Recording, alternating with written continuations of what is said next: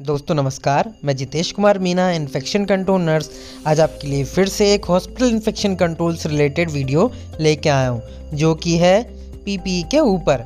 तो दोस्तों पीपीई है क्या, व्हाट इज़ पीपीई और steps of dawning the PPE यानी कि पीपीई को पहनना कैसे है और steps of doffing the PPE यानी कि अपनी पीपीई को उतारना कैसे है।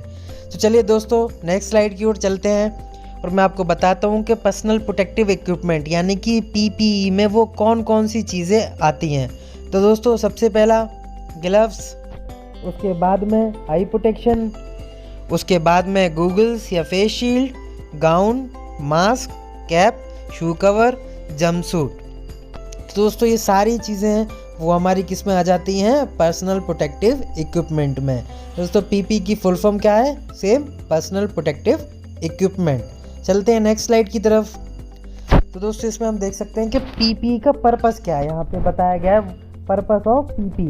तो the purpose of PPE is to provide protection यानी कि पीपीई का पर्पस क्या है, प्रोटेक्शन देना है। और साथ के साथ ही प्रोटेक्शन देना ही नहीं, बाकी की not only the worker but also the eliminating और managing the risk of transferring a virus to a patient और अनदर इंडिविजुअल। दोस्तों पीपीई का पर्पस प्रोटेक्शन देना ही नहीं है वर्कर को, लेकिन एक रिस्क को मैनेज भी करना है और दूसरों को ट्रांसफ़र होने से भी रोकना है, चाहे वो पेशेंट हो या फिर कोई अदर इंडिविजुअल हो। तो चलते दोस्तों नेक्स्ट स्लाइड की तरफ कि पीपीई का प्रिंसिपल क्या है। दोस्तों यहाँ पे बताया गया है प्रिंसिपल ऑफ पीपीई। तो सबसे पहले प्रिंसिपल में क्या जाता है हमारा, डॉनिंग। तो PPE must be don correctly in proper order before entering into patient care area. दोस्तों पहला हमारा प्रिंसिपल है डॉनिंग यानी कि पहनना। पीपीई को अच्छे से हमको पहनना है, प्रॉपर ऑर्डर में पहनना है पेशेंट केयर एरिया में जाने से पहले। सेकंड है ड्यूरिंग पेशेंट केयर एरिया, यानी कि हम जब पेशेंट केयर एरिया में पेशेंट को केयर कर रहे हैं तब क्या प्रिंसिपल है, PPE must remain in place and worn correctly for the duration of exposure to potential contaminated areas.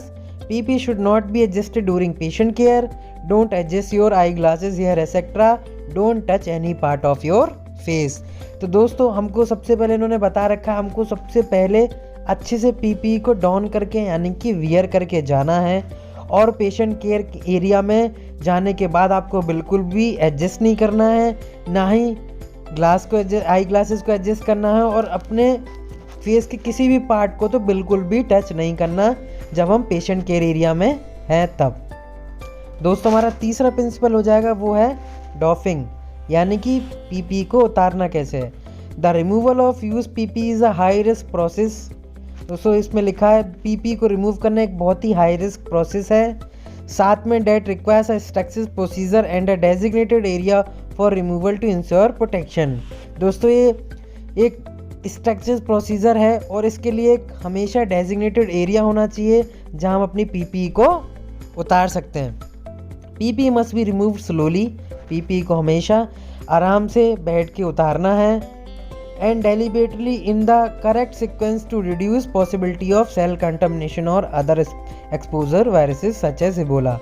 तो यानी कि हमें करेक्ट सीक्वेंस में उतारना है कि पीपीई के दोस्तों मैं आगे बताऊंगा कि सीक्वेंस क्या है ताकि आप सेल्फ कॉन्टामिनेशन होने से बच सकें और अदर वायरस के एक्सपोजर में आने से बच जाएं जैसे कि इबोला। चलते हैं दोस्तों हम प्रिंसिपल के बाद नेक्स्ट स्लाइड में। हमारी नेक्स्ट स्लाइड है दोस्तों बहुत ही महत्वपूर्ण है, ये steps of dawning the PPE. तो जैसे कि आप पिछले प्रिंसिपल में बताया था कि स्टेप्स को अच्छे से ध्यान में रखना है, पेशेंट केयर एरिया में जाने से पहले आपको पीपीई डॉन करनी है। तो दोस्तों उसके सीक्वेंस क्या है, सबसे पहले हमें क्या करना है, हैंड वॉशिंग करना है। दोस्तों क्यों, क्योंकि क्या पता हम ऑलरेडी अपने हाथों को कॉन्टामिनेट लेके आए और सारी पीपीई को हम स्टेप बाय स्टेप क्या कर दें, कॉन्टामिनेट कर दें, तो हमारा पीपीई डॉनिंग करने का कोई भी पर्पस नहीं रह जाता है। दोस्तों हमें सबसे पहले अपने हाथों को हैंड वॉश करना है। हैंड वॉशिंग के बाद सबसे पहले स्टार्टिंग करनी है दोस्तों शू कवर से। दोस्तों इसकी एक ट्रिक भी है, मैं आपको बता देता हूँ। जब भी आप पीपीई को डॉन करेंगे यानी कि पहनेंगे तो आप नीचे से ऊपर की तरफ स्टार्टिंग करेंगे, यानी कि पीपीई को नीचे से ऊपर की तरफ पहनना चालू करेंगे जिससे कि आप याद कर पाओ। और ये एक ट्रिक भी है जिससे कि आप कंफ्यूज ना हो कि सबसे पहले कौन सी पीपीई पहननी है।